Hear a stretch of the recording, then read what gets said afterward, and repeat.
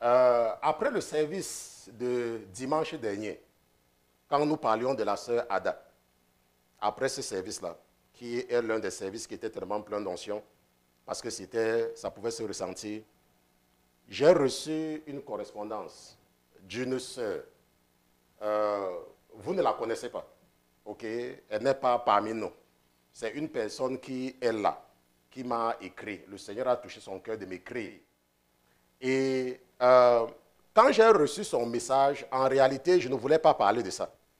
Je disais en semaine qu'il y a quelque chose sur lequel je devais m'élaborer. Mais quand je cherche et je ne trouve pas, je sais que je ne suis pas en train d'aller dans la direction que le Dieu au service duquel je suis voudrait que je parte. Et c'est comme cela qu'il m'a rappelé cela en milieu de semaine.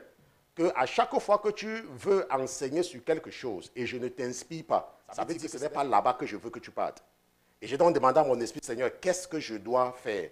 Et mon esprit m'a rappelé que tu as reçu une lettre, tu as reçu un email. Je voudrais que tu entres en contact avec cette personne pour lui dire que tu vas exploiter sa vie, son histoire, pour sauver les jeunes. Parce que moi, je vous ai toujours dit, je ne parle pas au rococo. Je suis en train de m'adresser à la jeunesse. Ceux-là qui sont dans la vingtaine, dans la trentaine, qui sont en train de se chercher. Je ne parle pas aux grands-mères et aux grands-pères. Je ne parle pas de vous. Vous avez déjà vécu votre vie, ça c'est pour vous là-bas. Je ne parle pas de vous. Dieu utilise ce ministère pour former une certaine génération. Et chaque jour, il me montre qu'il y a des gens qui ont la vie transformée à partir de ce que je dévoile. Je devais vous montrer la réponse que j'ai envoyée à cette sœur. Mais au moment de copier la réponse que je lui ai envoyée, l'Esprit m'a dit que non, mon fils, tu ne peux pas partager ta réponse. C'est comme si tu dévoiles tes secrets à l'ennemi.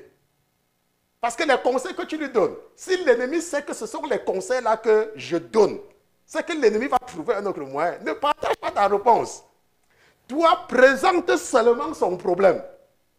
Quelqu'un comprend?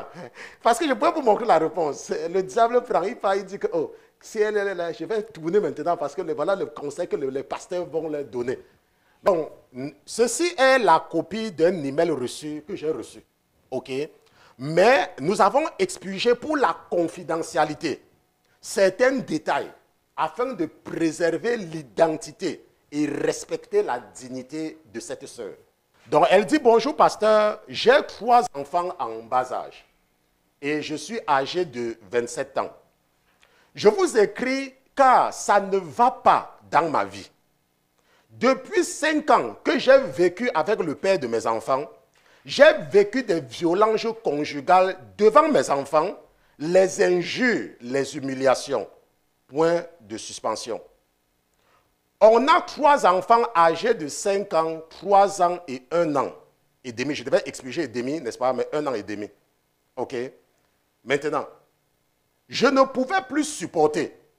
J'ai quitté le logement, j'ai tout laissé au papa des enfants. Après 5 mois, quand elle est partie, c'est ce qu'elle dit avec les enfants, j'ai eu un logement de 3 chambres avec mes enfants. Durant mon séjour, pendant tout ce temps, le papa des enfants ne nous gérait pas. Aujourd'hui, je suis stable. Il veut revenir dans ma vie. Mais je sais au fond de moi que cette relation ne va jamais marcher, car la belle famille me déteste. J'ai encore expurgé certains détails. Je n'ai pas envie j'ai barré. Okay? Ce n'est vraiment pas important pour ce que nous allons faire. Je ne sais plus quoi faire, car je ressens encore un peu de sentiment pour le père de mes enfants. Mais je ne veux pas être avec lui, car il est méchant. Écoutez très bien. OK? Je sais que je vais souffrir à nouveau si je me remets avec lui. Et maintenant, elle écrit maintenant en lettres majuscules. Je n'ai pas changé, c'est ce qu'elle a écrit. Il ouvre sa bouche et dit partout que je dois partir où? Avec 3 enfants. Quel homme va m'épouser avec 3 enfants? Il m'insulte que je n'irai nulle part, que personne ne peut vouloir de moi et que je vais finir ma vie seul. Et elle a mis STP, s'il te plaît, parce que rappelez-vous, au départ, elle dit, pasteur, j'ai les problèmes, n'est-ce pas? Je vous écris parce que ça ne va pas. Donc, elle a besoin d'aide. Je voulais partager ma réponse. Mais comme je vous ai dit tout à l'heure, le Seigneur dit, non, non, attends mon fils, c'est moi qui t'inspire. Tu partages ta réponse, tu veux donner ton secret. Hein? Tu veux donner ton secret à l'ennemi, pourquoi? Ça, c'est une histoire classique. Ça, c'est classique. Vous voyez, j'ai constaté une chose chez les Africains. Je parle des Africains parce que je suis africain. Hein. Et un Africain ne pourra pas dire que je suis raciste, parce que je suis africain. N'est-ce pas? On ne peut pas aller dire que oh, le pasteur parle mal des Africains, je suis africain. Donc j'ai le droit de parler des Africains, sans me gêner même que je dise quelque chose qu'on va utiliser pour dire que le pasteur n'aime pas les Africains. Vous voyez, les hommes africains pensent que c'est une faveur pour eux d'épouser une femme. C'est ce qu'ils pensent. Les hommes africains pensent que quand une femme a déjà les enfants, sa vie est terminée. Laisse-moi te dire. Laisse-moi te dire. Nous avons vu le cas de Ada la dernière fois. Parce qu'il y a les hommes, quand ils sont en train de maltraiter une femme, dans leur mentalité, dans leur tête, c'est que tu ne peux rien faire sans lui. C'est ce qu'ils ont dans eux. Ils sont persuadés que c'est une faveur. Je te fais une faveur, je te fais une faveur en t'épousant. Voilà la mentalité des hommes africains. Est-ce que vous savez pourquoi est-ce qu'elle dit dit ceci? Vous savez pourquoi elle dit ceci là? Elle dit ceci. Je ne sais plus quoi faire car j'ai encore un peu de sentiments pour le père, mais je ne veux pas parce qu'il est méchant. Est-ce que vous savez pourquoi elle dit ça? La Bible est claire. Hein? Il n'y a pas de crainte dans l'amour. Quand tu aimes une personne, tu ne peux pas avoir peur de la personne. Ça, c'est une réalité certaine. Dans 1 Corinthiens chapitre 13, la Bible nous donne les caractéristiques de l'amour. L'amour, il n'y a pas de crainte dans l'amour. Tu ne peux pas aimer une personne et avoir peur de la personne. Ce n'est pas possible. Cette sœur-ci sait que cet homme est méchant. Elle sait foncièrement en elle. Mais est-ce que vous savez pourquoi est-ce qu'elle a le sentiment? C'est parce qu'elle le voit encore de temps en temps. C'est parce qu'il se voit encore. Dans la réalité, ce n'est pas un amour, ce n'est pas un sentiment qu'elle a. C'est seulement le fait qu'il se voit. Et c'est exactement ce que j'ai essayé d'amener les leaders de ce ministère hier pendant la réunion à comprendre que c'est la raison pour laquelle Dieu va placer un désert entre les enfants d'Israël et les Égyptiens. Parce que s'il n'y avait pas un désert entre eux, si Dieu ne les avait pas montré que le chemin de retour est difficile, parce qu'il y a un chemin qui est facile. Hein? Lorsque nous regardons le pays de Goshen, avec un Canaan, il y a la terre ferme. Mais si Dieu les avait montré le chemin là, ils devaient rentrer en Égypte. Mais il va les faire passer par la péninsule arabique. Il va les faire passer par un désert pour rendre le chemin de retour compliqué. Et les amener à oublier les Égyptiens. Pourquoi? Parce qu'il avait dit, Moïse a dit aux enfants d'Israël que les Égyptiens que vous voyez aujourd'hui, vous ne les reverrez plus jamais. Et l'Éternel a dit, vous ne retournerez plus par ce chemin-là. Ne retournez plus par là. Si les enfants d'Israël voyaient encore les Égyptiens, ils devaient se rappeler de leur maître comment est-ce qu'ils avaient parfois les lits pour dormir. Et ils devaient se laisser asservir de façon indéterminée, indéfinie. Mais Dieu va rendre cela impossible. Dieu pouvait, quand ils sont arrivés dans le désert de Paran, à Kadesh, Dieu pouvait les pardonner et les laisser entrer à Canaan. Parce qu'ils ont quand même fait 40 jours là-bas. Mais la raison pour laquelle Dieu dit, rappelez-vous, la raison pour laquelle Dieu dit que personne de cette génération n'entrera, c'est parce que Dieu savait que s'il les permet d'entrer avec cette génération-là, il devait chercher le moyen de passer par le pays des Philistins et retourner avec les enfants en Égypte. Donc il va s'assurer que cette génération va périr. La génération consciente du péché. Ils vont tous périr dans le désert, sauf ceux qui étaient encore des adolescents vont survivre. Et parce que dans cette adolescence, ils ne savaient pas. Vous voyez, les enfants s'habituent à un système. Les enfants, c'est pour ça qu'ils sont des enfants. il s'habitue à un système. Donc, les 40 ans là, c'était pour expuger, c'était pour effacer une génération qui devait encourager leurs enfants à retourner en Égypte en passant par le pays des Philistins. Cette sœur-ci, elle sait très bien, comme elle le dit, que si je me remets encore avec lui, je vais souffrir. Mais elle dit, j'ai encore les sentiments, mais je sais qu'il est méchant. Ce n'est pas qu'elle l'aime, c'est parce qu'elle le voit. C'est parce qu'elle le voit. C'est la même chose. Je parle à une jeune fille. Il faut savoir quitter l'Égypte. Tu ne peux pas te débarrasser de l'autorité de Pharaon si tu as encore les navires pour traverser la mer Rouge. Parce que Pharaon aura toujours une influence sur toi.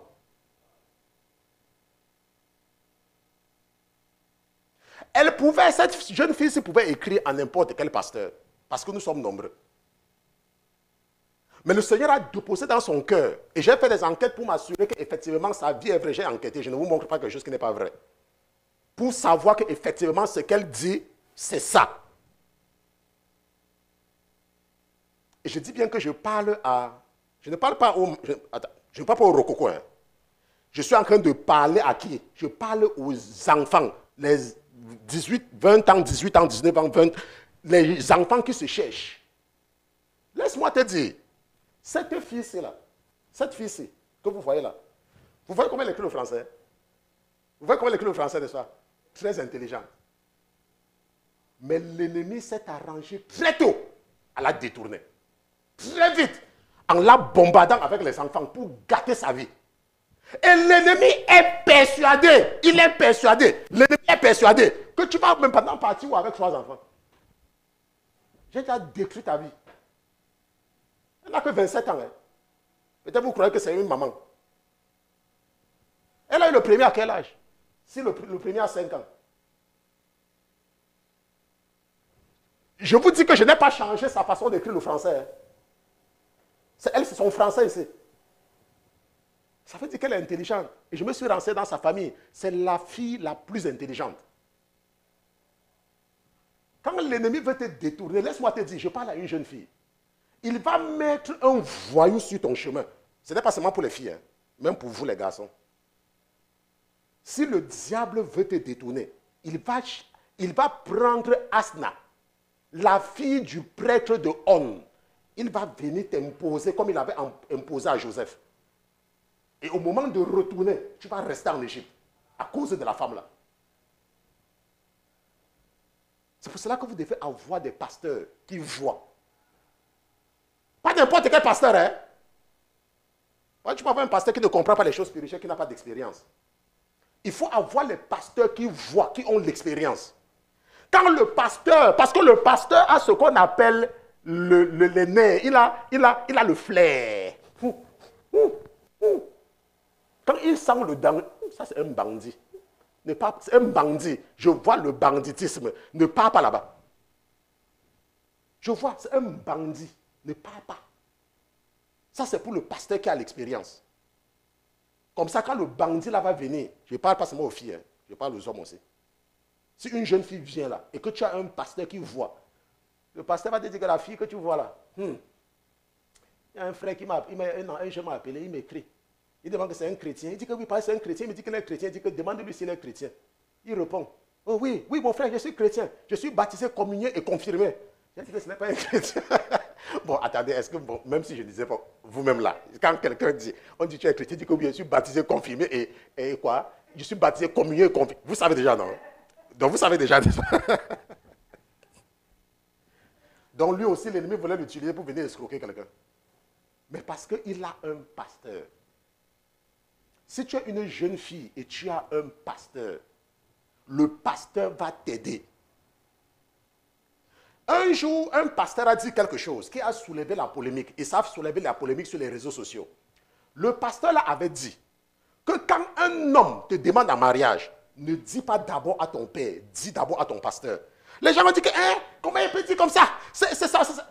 Je vous assure, c'est la vérité. Si tu veux épouser un homme, ne dis pas d'abord à ton père qui t'a accouché. Hein. Dis d'abord à ton pasteur. Quand tu peux voir ton père, c'est quand tout est settle avec ton pasteur. Parce que ton père, il est charnel. Ton père est charnel. Ton père n'est pas spirituellement éduqué. Il sera peut-être content que ma fille va se marier, c'est tout. Mais le pasteur n'a aucun intérêt sur toi. Si un homme te demande en mariage, dis d'abord à ton pasteur, avant d'aller dire à ton père biologique. Parce que ton pasteur, c'est ton père spirituel.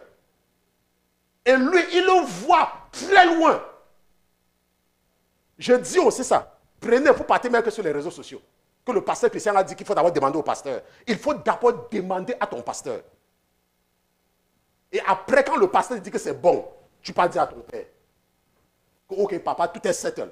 Il y a un bandit, il y a quelqu'un là qui me parle depuis, je ne voulais pas te dire, mais je suis prête. Ok, et c'est comme cela que c'est la sagesse. Ok, nous partageons la sagesse avec vous. Donc vous voyez que cette jeune fille, l'ennemi a placé quelqu'un dans sa vie pour la détourner. Et c'est quand elle a eu cet enfant, le premier, elle a abandonné l'école. Et après même, on l'a encouragée pour continuer. Après même, ça, on a dit que non, ne te dérange pas. On est venu mettre encore l'autre. C'est pour la détourner, c'est pour gâter. Et il est persuadé, je veux que la régie montre encore, n'est-ce pas, la partie ici, n'est-ce pas? Il m'insulte que je n'irai nulle part. Que personne ne peut vouloir de moi. Je vais finir ma vie seule. Qui va t'épouser avec 3 enfants? Le diable est bête. Hein? Le diable a le tarot dans la tête. Le diable a le tarot avec le couscous dans la tête. Mais malheureusement, la Bible dit que si tu souffres pour ce que tu n'as pas fait, c'est louable devant Dieu. Ça veut dire quoi? Si on t'injecte le sida et tu souffres du sida, la Bible dit que okay, quand tu pries, Dieu voit ta peine parce que c'est bien. Tu souffres pour quelque chose que tu as. Mais la Bible dit que si tu souffres pour quelque chose que tu as fait, ce n'est pas, il n'y a aucune gloire que tu tires dedans. Ça veut dire quoi? Ça veut dire que si par exemple on te dit que ne cours pas après les femmes, tu ne comprends pas. Et tu tombes sur une jeune fille qui a la syphilis. Et tu as la syphilis et tu souffres maintenant de la syphilis. Et tu viens tout le temps à l'église pour prier pour ta syphilis. La Bible dit que tu n'as aucune gloire sur ça, puisque c'est toi-même qui es parti chercher. C'est exactement ce que la Bible dit. Donc c'est la même chose avec cette soeur, c'est vrai, elle souffre. 3 enfants, ce ne sont pas les arachides. Hein. Ce ne sont pas les arachides. Ok? Elle est en train de souffrir, mais elle ne peut pas se glorifier dedans. Elle ne peut pas. Mais parce que le Seigneur veut l'aider. Parce que si elle ne se tournait pas vers cette église, elle pouvait être comme Ada. Ada, après les 3 premiers enfants, elle est tombée sur l'autre qui a fait 4. Et elle se retrouve avec 7. Une école maternelle. Mais elle, parce que maintenant, à 3, le Seigneur a touché son cœur. Que écrit à mon serviteur. Elle va recevoir maintenant, elle va commencer maintenant, on va lui ouvrir les yeux. Parce que maintenant, elle va même comprendre que le sentiment qu'elle dit qu'elle a là, ce n'est même pas un sentiment. Parce qu'il n'y a pas la peur dans l'amour. Quand tu aimes un homme, tu n'as pas peur de lui. Si tu as encore de la peur, c'est parce que ce n'est pas l'amour. Ce n'est que l'influence de ce que tu le vois de temps en temps.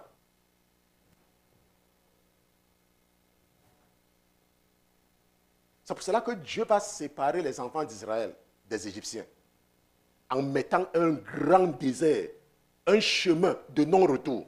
Et il a dit que l'Éternel a dit que vous ne retournerez plus par ce chemin-là. Amen. Parce que notre frère a un problème.